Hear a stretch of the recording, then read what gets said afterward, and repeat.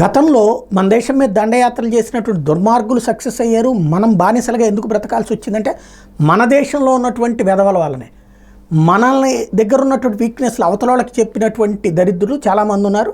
Even అవతల వాళ్ళతో కలిసి మన మీద ఆధిపత్యం చెలాయించడానికి మన దేశంలోనే అల్లకల్లోలం సృష్టించిన వెధవలు ఉన్నారు. ఇప్పటికీ దానికి సజీవ సాక్ష్యం కాంబోడియాకి వెళ్తున్నటువంటి వాళ్ళు చిక్కుకుపోతూ చివరికి సైబర్ క్రైమ్స్లో మన వాళ్ళే చీట్ చేస్తున్నారు. ఎందుకని? మన వాళ్ళే ట్రాప్ చేసి కాంబోడియాకి పంపించినటువంటి ఘటనలు తెనాల దగ్గర చోటు చేసుకున్నటువంటి అంశం చూస్తాం. అట్లాంటిదే ప్రపంచవ్యాప్తంగా మన వాళ్ళు మోసపోతుంది మన వాళ్ళ చేతుల్లోనే.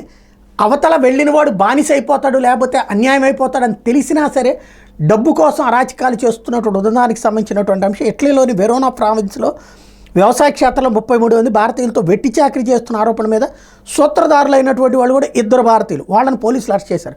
వాళ్ళ నుంచి 4.33 కోట్ల విలువైన ఆస్తులు స్వాధీనం చేసుకున్నారు. తప్పుడు లెక్కలు చూపుతూ పన్ను ఎగవేతకు పాల్పడుతున్నారని చెప్పారు.